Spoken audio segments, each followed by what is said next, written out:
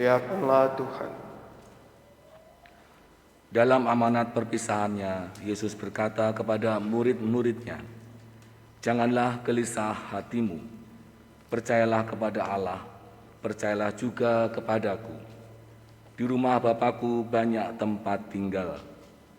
Jika tidak demikian, tentu aku mengatakannya kepadamu, sebab aku pergi ke situ untuk menyediakan tempat bagimu.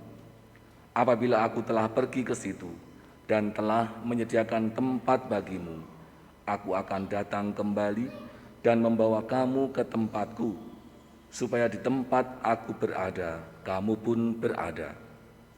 Kemana aku pergi, kamu tahu jalan ke situ." Kata Thomas kepadanya, "Tuhan, kami tidak tahu kemana Engkau pergi, jadi bagaimana kami tahu jalan ke situ?" Kata Yesus kepadanya, "Akulah jalan, kebenaran, dan hidup. Tidak ada seorang pun yang datang kepada Bapa kalau tidak melalui aku. Sekiranya kamu mengenal aku, pasti kamu juga mengenal Bapakku. Sekarang ini kamu mengenal Dia, dan kamu telah melihat Dia." Kata Filipus kepadanya, "Tuhan, tunjukkanlah Bapa itu kepada kami, sudahlah cukup bagi kami." Kata Yesus kepadanya, "Telah sekian lama aku bersama-sama engkau, Filipus, namun engkau tidak mengenal aku. Siapa saja yang telah melihat aku, ia telah melihat Bapa. Bagaimana engkau berkata, 'Tunjukkanlah Bapa itu kepada kami'? Tidak percayakah engkau bahwa aku di dalam Bapa dan Bapa di dalam aku? Apa yang aku katakan kepadamu, tidak aku katakan dari diriku sendiri, tetapi Bapa yang tinggal di dalam aku. Dialah yang melakukan pekerjaan-pekerjaannya. Percayalah kepadaku bahwa aku di dalam Bapa dan Bapa di dalam aku. Atau setidak-tidaknya, percayalah karena pekerjaan-pekerjaan itu sendiri. Sesungguhnya aku berkata kepadamu, siapa saja yang percaya kepadaku, ia akan melakukan juga pekerjaan-pekerjaan yang aku lakukan. Bahkan pekerjaan-pekerjaan yang lebih besar daripada itu, sebab aku pergi kepada Bapa." Demikianlah Injil Tuhan. Terpujilah Kristus.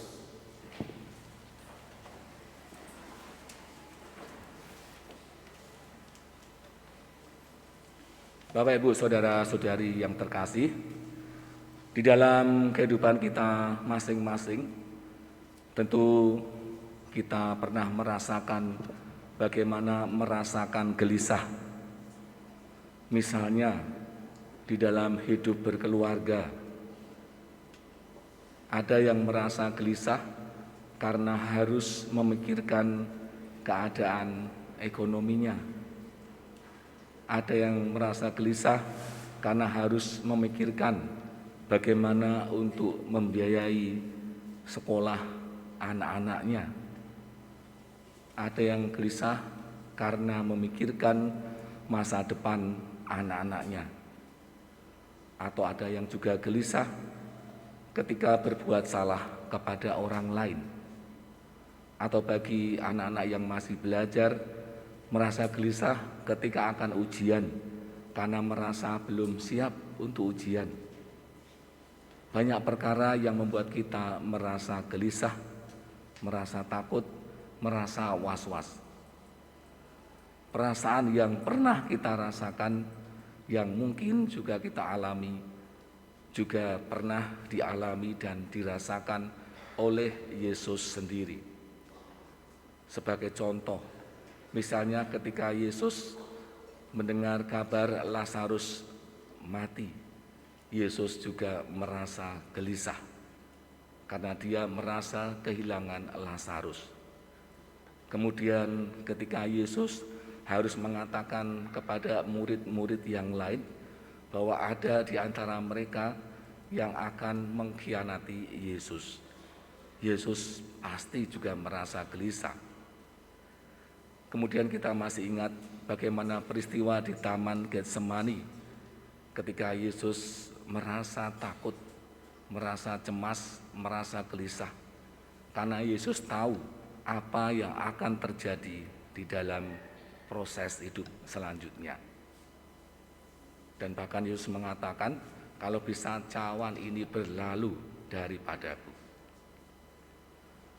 Rasa gelisah yang kita rasakan, yang juga dirasakan oleh Yesus sendiri, itu juga dirasakan oleh para murid yang ketika pada waktu itu setia untuk menemani Yesus.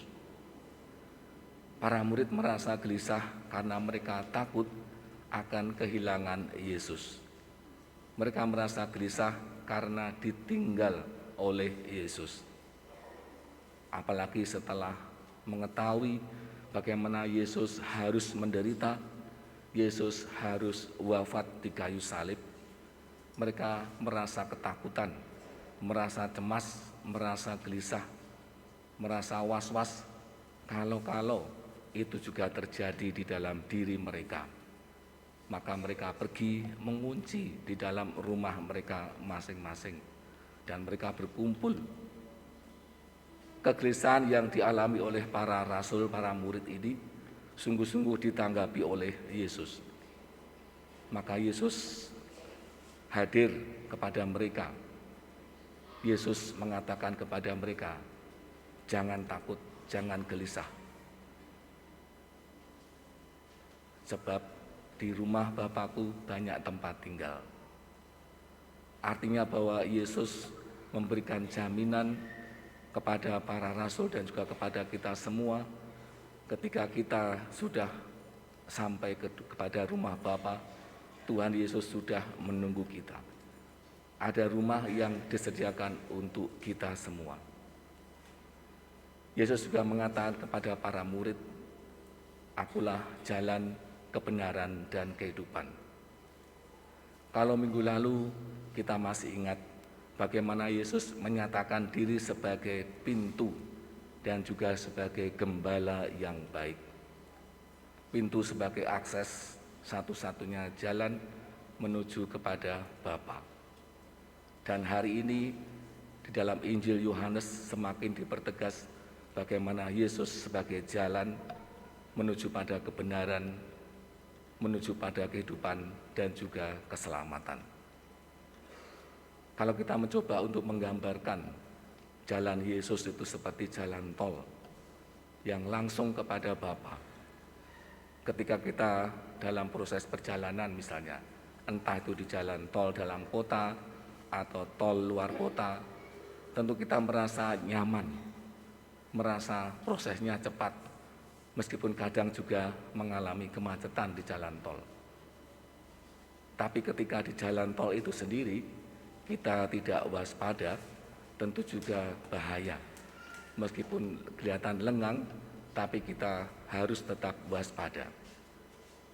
Demikian juga halnya ketika kita memilih mengikuti jalan yang sudah tunjukkan oleh Yesus sendiri, mengikuti Yesus sebagai jalan kebenaran dan kehidupan. Kita tahu bahwa Yesus memberikan jaminan keselamatan kepada kita. Yesus memberikan jaminan keselamatan di dalam kehidupan kita. Tetapi kita juga senantiasa diajak untuk waspada, untuk tidak abai, untuk tidak lalai. Caranya bagaimana? Jalan ini merupakan sebuah cara. Jalan merupakan sebuah proses yang harus kita lalui, yang harus kita tempuh di dalam seluruh sejarah hidup kita masing-masing. Tentu masing-masing dari kita mempunyai jalan yang berbeda satu dengan yang lain, meskipun semua sampai kepada Tuhan. Untuk menghidupi jalan menuju pada kebenaran dan berikan kehidupan tadi, pertama-tama kita senantiasa diajak untuk percaya. Dengan kesungguhan iman kita percaya bahwa Yesuslah sebagai pintu menuju Bapa. Yesuslah yang menjamin keselamatan hidup kita.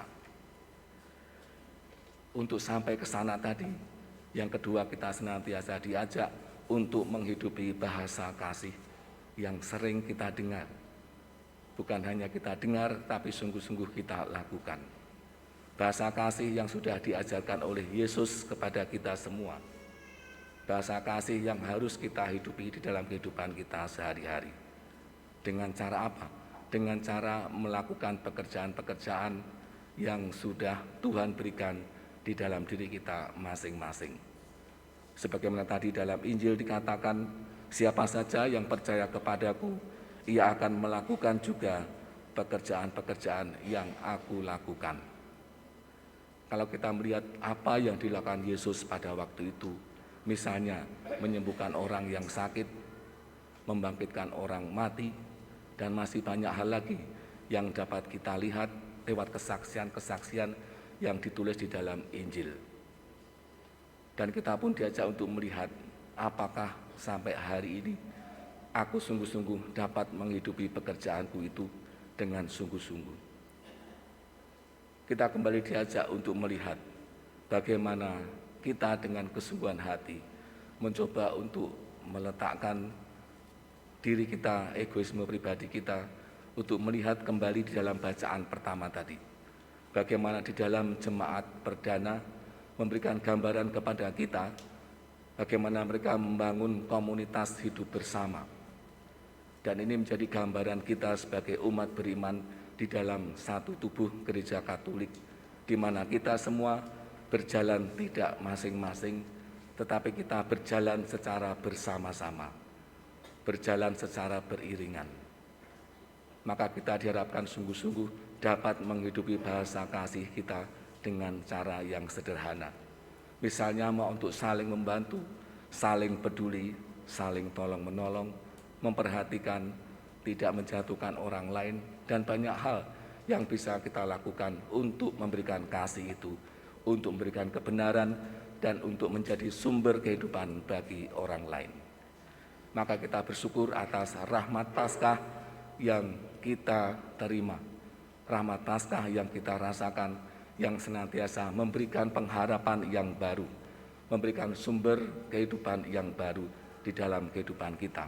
Sekalipun kita manusia yang berdosa, tapi Tuhan dengan kebangkitannya memberikan peneguhan dalam hidup kita, bahwa kita pun akan dibangkitkan dengan seluruh apa yang kita hidupi. Maka marilah kita mohon berkat dari Tuhan, supaya kita semakin hari semakin mengenal Bapa. Sebagaimana halnya tadi Filipus bertanya, yang ternyata dia tidak mengenal Bapa. Dan ini juga menjadi refleksi bagi kita masing-masing. Apakah sampai hari ini aku sungguh mengenal, mencari, dan menemukan Yesus di dalam setiap peristiwa hidup yang aku alami. Mari kita mohon berkat dari Tuhan supaya kita dapat mencari, menemukan, dan merasakan kehadiran Tuhan Yesus di dalam seluruh peristiwa hidup kita, supaya kita juga menjadi berkat bagi sesama kita. Amin. Kemuliaan kepada Bapa dan Putra dan Roh Kudus, seperti pada